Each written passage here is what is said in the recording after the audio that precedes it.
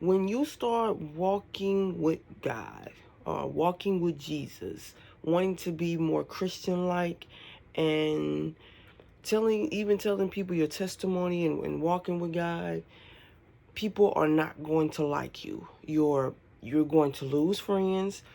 People are going to turn their backs on you. People are going to start peopling. This walk is not for the weak.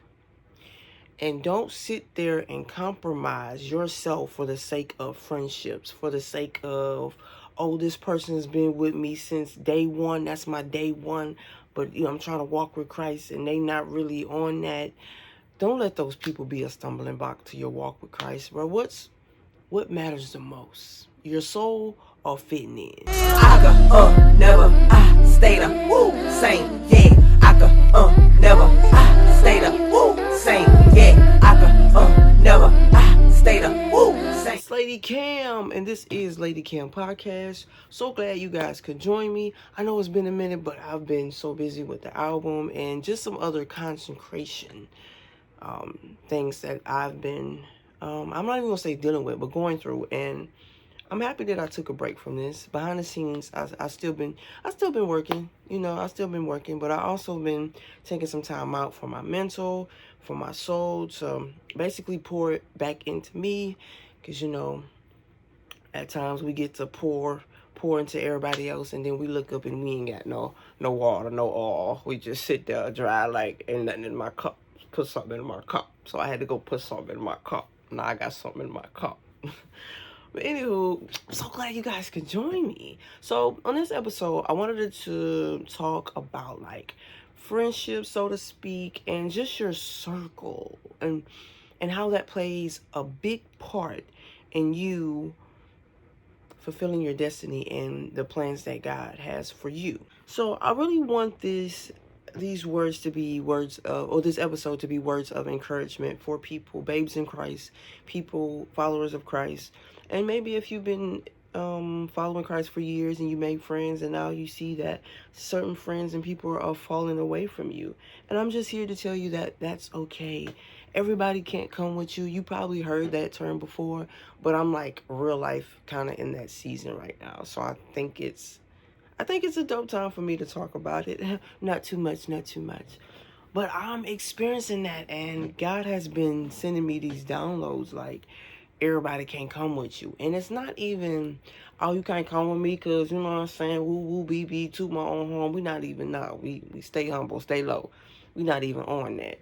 It's basically, y'all were here, you and whoever, y'all here, but God needs you over here and them over there, or you over here and they can, stay where they at doing whatever. So it's not a diss to other people. At the same time, everybody can't come with you, and I've heard that saying time and time and time again. But to actually be in the season of, hey, Cam, I know you may be cool with certain people, you may be friends with certain people, but look, they can't come where I'm taking you because either they might sabotage it, you might sabotage it. It just ain't gonna work. I remember when I was convicted, what was it, 2023 with the LGBT thing. And, I was told the world, right, all over social media. And I had a lot of my LGBT friends, they was cool. It was like, I'm feeling the same way too, and woo, woo, woo. You had a few that to this day are still fighting the battle, the struggle, or some are, they're still following Christ, they're in church, they're changing their how they dress, renewing the mind, as we say. And they're doing pretty good in their walk. From the outside looking in, they're doing pretty good.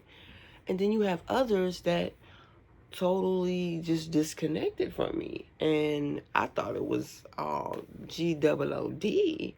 So no lie, because these friendships have been friendships for years. This wasn't no, oh, we've been friends for a couple of years. No, like I'm talking about maybe the 90s, maybe, or like middle school, maybe. So I have had some friendships that are, I don't want to say we not friends no more, but it's like I don't know if we friends no more. You feel me? So even with that experiencing that in my walk, I'm not gonna lie, it did hurt. It did hurt because it's like, well, you even said yourself that you wanted better and you wanted to walk with Christ, and you see that I'm walking, so you would think if y'all friends, they say they want what you want, so y'all should take this walk together, right? Um, so I would suggest in situations like that, you just intercede for them. I'm still praying for everybody. I ain't judging nobody. I'm not mad at nobody. I don't feel no type of way. All is forgiven. I'm interceding. You know, at the same time, for those who are watching this or listening to this, if you are experiencing something like that, my advice to you is just intercede on those people's behalf. Now, at times, God will sever, is that the word I could use? Sever a relationship, a romantic relationship, or a friendship, because y'all that wasn't even, God didn't have his hand on that or in that. Y'all weren't even supposed to be in a relationship. Y'all probably weren't even supposed to be friends. So now that you're on the right path, or they're on the right path, now God can really work in your life and place you where you're supposed to be, and get you back aligned and on your assignment and what you're supposed to be doing. And he knows if those people are in your life that you probably be too comfortable to do what God wants you to do. You'll probably just be too distracted. You probably just wouldn't even care because, I don't know, for whatever reason, you probably wouldn't care because you have those people in your life. So when those people are not in your life, you probably mad at the world. You probably feel some type of way. You probably sad. You probably down and out, feel some type of way.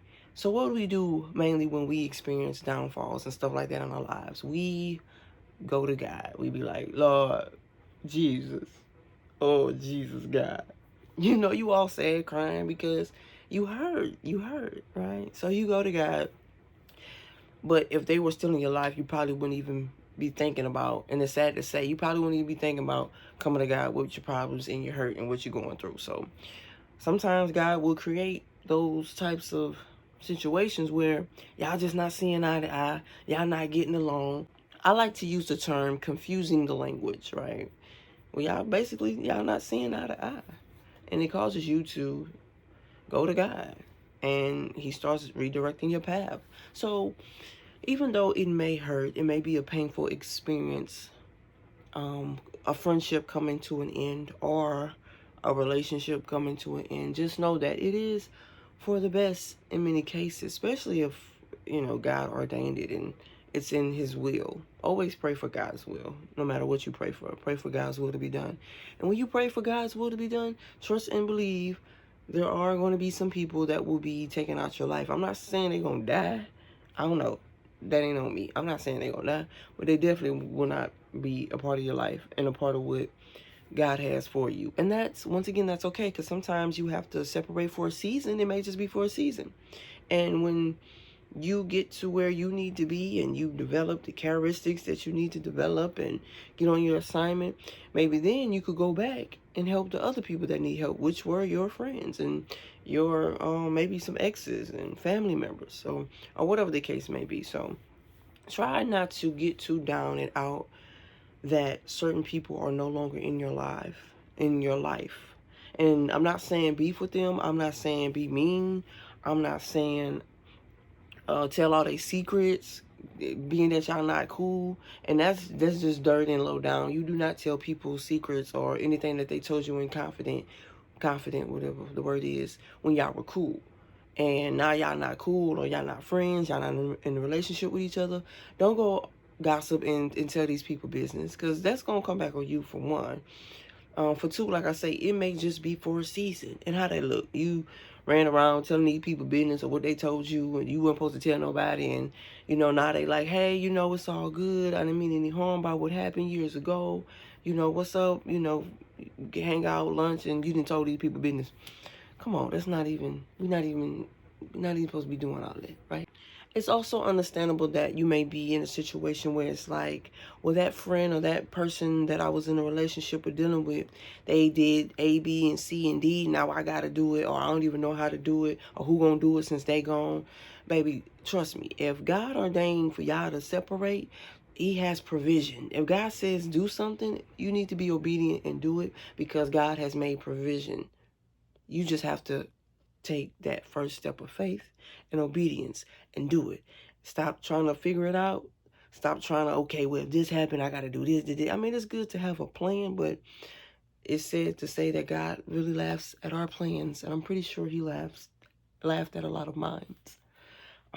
But don't get it in the mindset of, oh, I'm going to be lonely by myself. Who I'm going to talk to, who I'm going to chill with, who I'm going to go out with.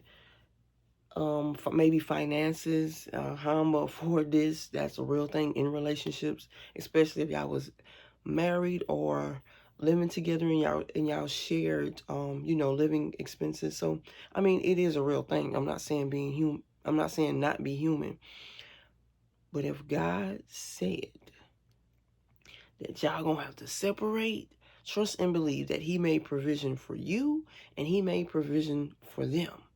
So if he made a way for you, he made a way for them. Stop trying to figure it out. Stop trying to figure out the whole big picture. And I feel like the biggest reason why people find it so hard to let go of friendships and relationships is because of the history and the time spent and even the money time spent in those relationships. And baby, trust and believe. It's so understandable. You spend so much time and energy into somebody, for them to just go or for you to just leave is hard. Trust me, I know. When I was convicted out of my marriage, it was so hard for me to leave because I'm like, I've lost it all a few times before then. So to have my house, to have my car, to have my job before they let us go, I had furniture. I had things. I finally regained so much stuff that I didn't have. Only for God to say, I'm gonna need you out of there. So I was wrestling with that for months. Because I felt like he was telling me that. I'm like, you sure? Then it kind of lightened up, and the conviction got heavier, and that part took weeks for me to leave. But the thing was, I've spent so much time and money and energy in this relationship.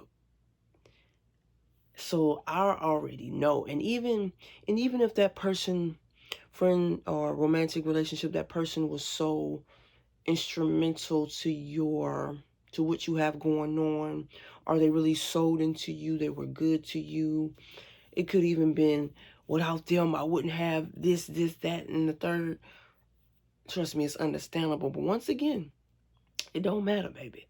If God said for you to go, because you don't know, we just see what's in front of us, right? God was omniscient, if I say that word right, Alpha, Omega, beginning and end. So he sees the whole picture. We just see certain things. So you don't know, being with that person might lead you to a destruction. It might lead to an early death on either you or them. So you have to be mindful of the people that you have in your circle. You have to be mindful. Is God telling you to sever a tie, to let go of somebody, to stop being friends with a certain person, to end a relationship? It's so important that you be obedient and do that.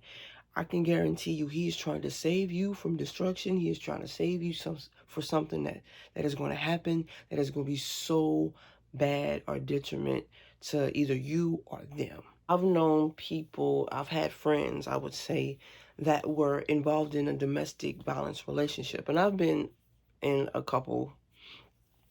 And I can only imagine God or the Holy Spirit was prompting them to leave them, or to go, or to walk away, or they, made up in their mind, you know what, I don't want to be in this relationship no more. But maybe they waited too long to leave. And I remember one girl, one of my friends from high school was murdered. She was shot in the head. He knocked on the door, she opened it, and he shot her in the head. And it's just stuff like that. I'm not even saying that was the case, but you have to think of things like that. If God is telling you to do something, you need to do it because it could save your life. And I'm not saying that was the case with her because I don't know. I wasn't there 24/7. I don't know.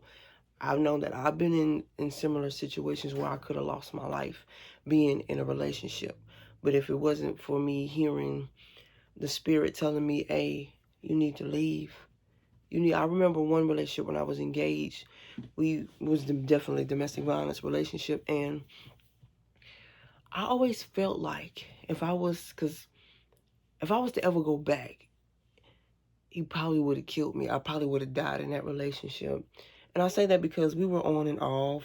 I would leave and come back, leave and come back. So it was, that type of situation. And then, your in-laws may feel some type of way because, oh, you with them and then you're not with them. But it's like, I'm not going to keep getting hit on either. You feel me? But I was young and dumb because maybe I should have left the first time he put his hands on me. I'm not taking that no more, baby. One time, I'm calling the popo. Like I say, it starts with obedience. God has already made provision. If you know what provision is he already made a way. So all the things that you are concerned about, or you worried about, or you stressed about, excuse me, if you were to leave them, God has already provided all that for you. You just have to do what he says. Take the first step of faith and do it.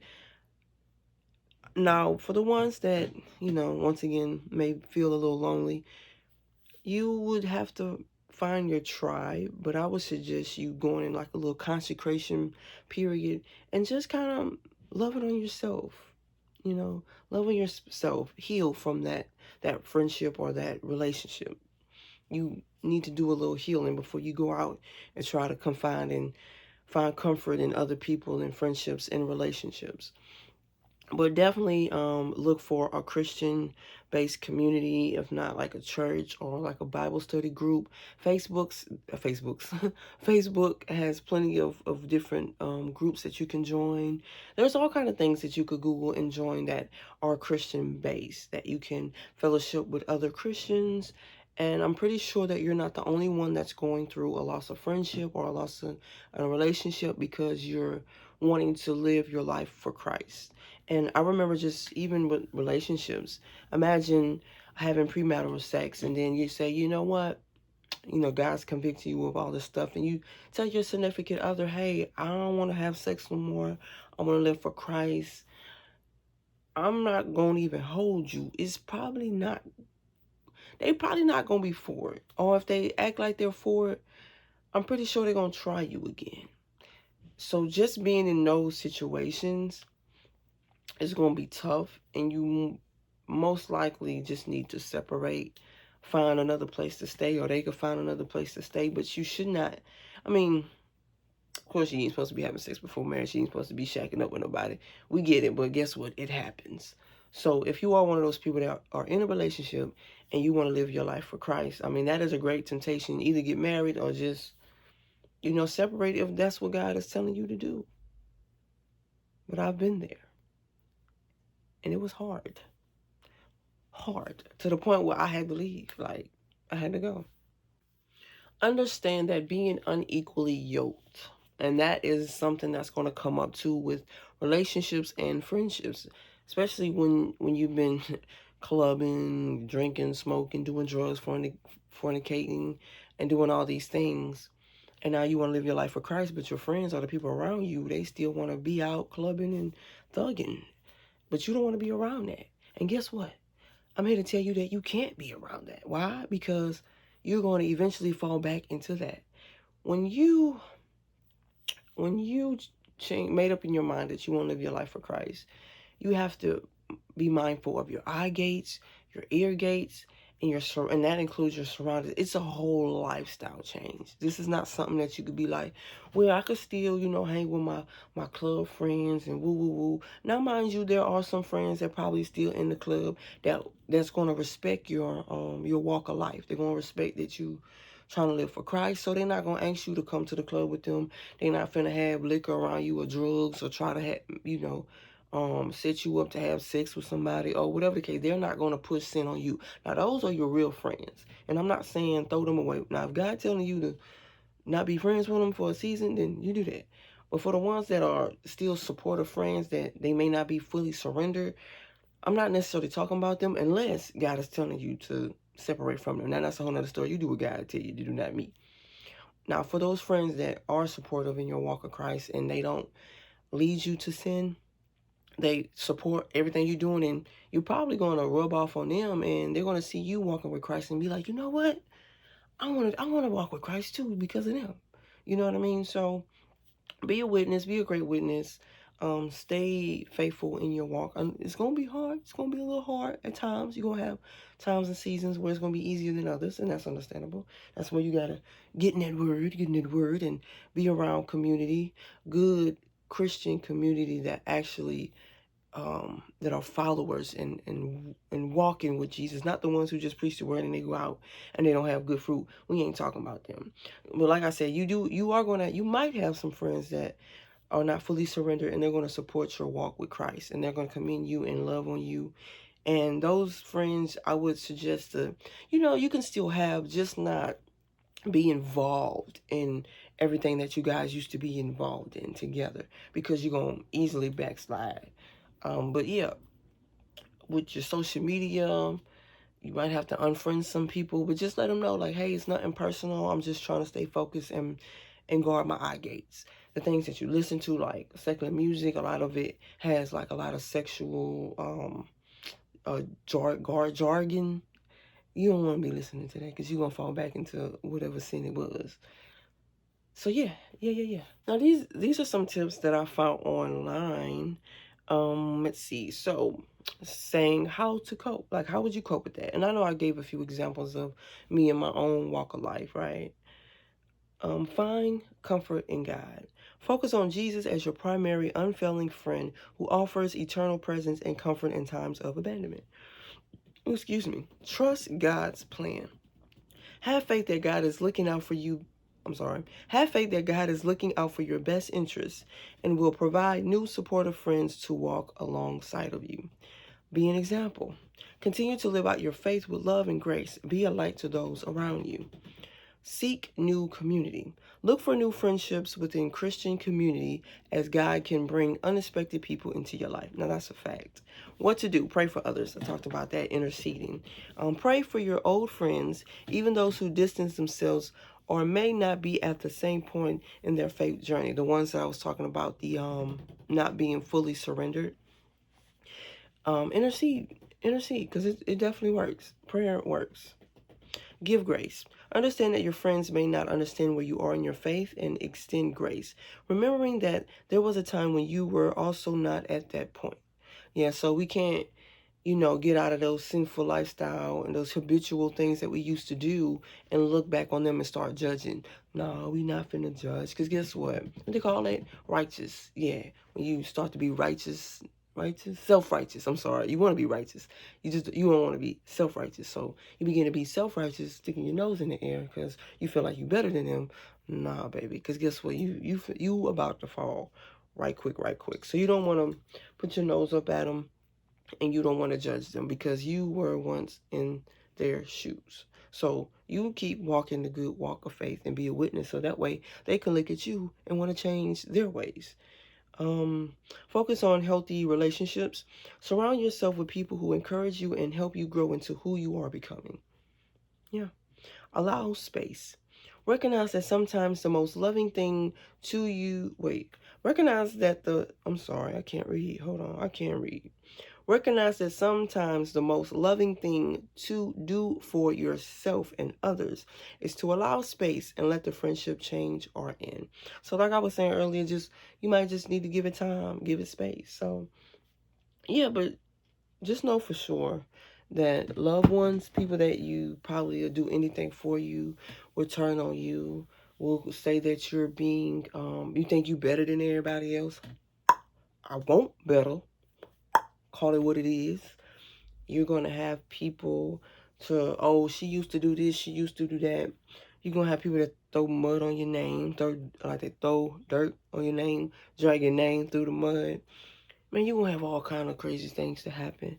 But that's just spiritual warfare and the enemy attacking you, so you could not be faithful in your walk, so you could give up and say, you know what, I don't want to do this.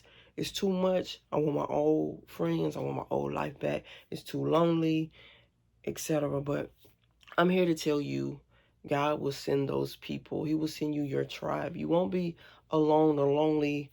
You're never alone, because God is always with you. I want to say that. But of course, you have to renew your mind to really understand that and feel that. But God is going to send you people It's going to send you community of Christian like-minded people. Because I also want to tell y'all this: just because they say they are a Christian and they're probably in church, or they read the word, or they preach the word and profess the word and give their testimony and all this, it doesn't necessarily mean they're actually walking with God. Baby, you know them by their fruit. You hear me? That good old fruit. Well, like I say, God is going to send you somebody, and just as God is going to send you somebody, baby, the enemy is going to send them too. So be on the lookout. Make sure your discernment is up. Make sure your prayer life is up. And it's a beautiful thing. It has its down times, you know. Yeah. It has its good and bad times. But at the same time, it's all worth it. It's definitely worth it. Hope I'm not talking too much.